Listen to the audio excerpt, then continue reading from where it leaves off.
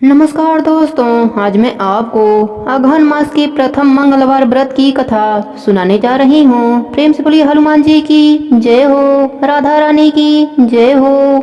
एक ब्राह्मण दंपति के कोई संतान न थी, जिसके कारण पति पत्नी दुखी रहते थे। वह ब्राह्मण हनुमान जी की पूजा हेतु वन में चला गया। वह पूजा के साथ महावीर जी से एक पुत्र की कामना प्रकट किया करता था। घर पर उसकी पत्नी मंगलवार का व्रत पुत्र की प्राप्ति के लिए किया करती थी। मंगल के दिन व्रत के अंत में भोजन बनाकर हनुमान जी को भोग लगाने के बाद स्वयं भोजन ग्रहण करती थी। एक बार कोई व्रत आ गया, जिसके कारण ब्राह्मणी भोजन न बना सकी। तब हनुमान जी को भोग भी नहीं लगाया। वह अपने मन में ऐसा प्रण करके सो गई कि अब अगले मंगलवार को हनुमान जी को भोग लगाकर अन्न ग्रहण करूंगी। वह भूखी प्यासी 6 दिन पड़ी रही। मंगलवार के दिन तो उसे मूर्छा आ गई। तब हनुमान जी उसकी लगन और निष्ठा को देखकर प्रसन्न हो गए। उन्होंने उसे दर्शन दिया और कहा, मैं तुमसे अति प्रसन्न हूँ। मैं तुमको एक सुंदर बालक देता हूँ, जो तेरी बहुत सेवा करेगा।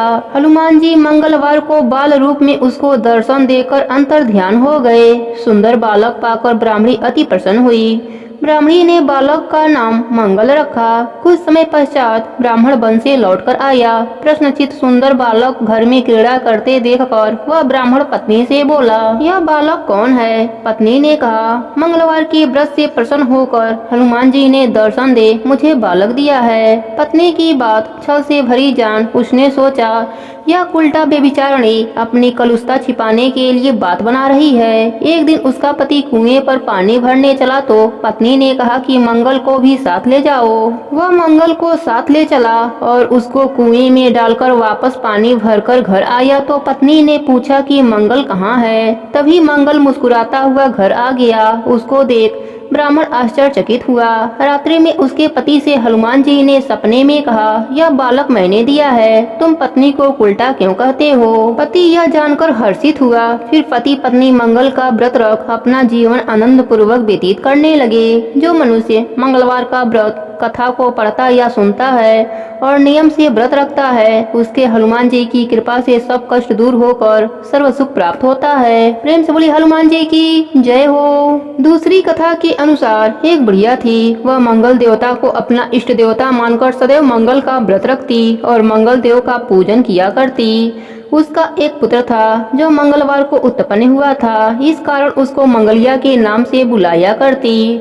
मंगल देव के दिन न तो घर को लिपती न ही पृथ्वी खोदा करती। एक दिन मंगल देवता उसकी श्रद्धा की परीक्षा लेने के लिए उसके घर में साधु का रूप बनाकर आए और द्वार पर आवाज देने लगे।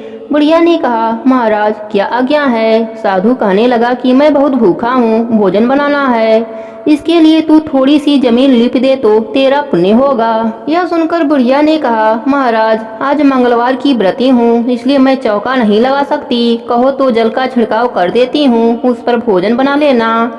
साधु कहने लगा कि मैं गोबर से लिपे चौके पर खाना नहीं बनाता हूँ। बुढ़िया ने कहा, पृथ्वी लिपने के सिवाय और कोई सेवा हो तो मैं सब कुछ करने के वास्ते उद्धत हूँ। तब साधु ने कहा कि सोच समझकर उत्तर दो, जो कुछ भी मैं कहूँ सब तुमको करना होगा। बुढ़िया कहने लगी, महाराज पृथ्वी लिपने के अलावा जो भी आज्ञा करोगे उसका पालन अवश्य करूँगी। बुढ़िया ने ऐसे ही 3 बार वचन दे दिया। तब साधु कहने लगा कि तू अपने लड़के को बुलाकर औंधा लिटा दे, मैं उसकी पीठ पर भोजन बनाऊंगा। साधु की बात सुनकर बुढ़िया चुप हो गई।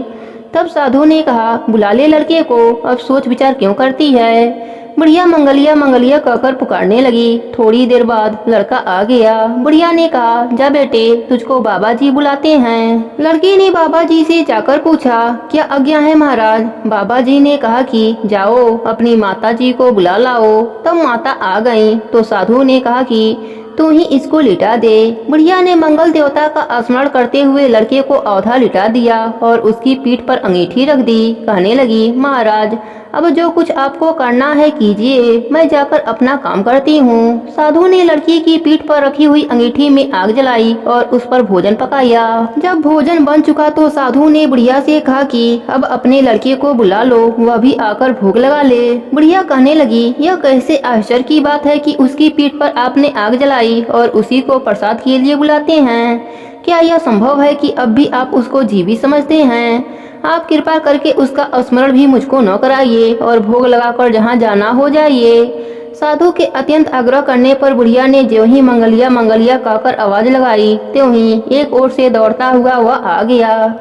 साधु ने लड़के को प्रसाद दिया और कहा कि माई, तेरा व्रत सफल हो गया। तेरे हृदय में दया है और अपने इष्ट देव में अटल श्रद्धा है। इसके कारण तुमको कभी भी कोई कष्ट नहीं पहुँचेगा। हनुमान जी की कृपा से बुढ़िया का घर अन्य धन से भर गया और वह सुखी से अपना जीवन जीने लगी। हे हनुमान जी, हे मंगल देवता, जैसे आपने बुढ़िया पर अपनी कृपा करी वैसे ही अपने सभी भक्तों पर अपनी कृपा बनाए रखना। प्रेम से बोले हनुमान जी की जय हो। अघन मास की जय हो।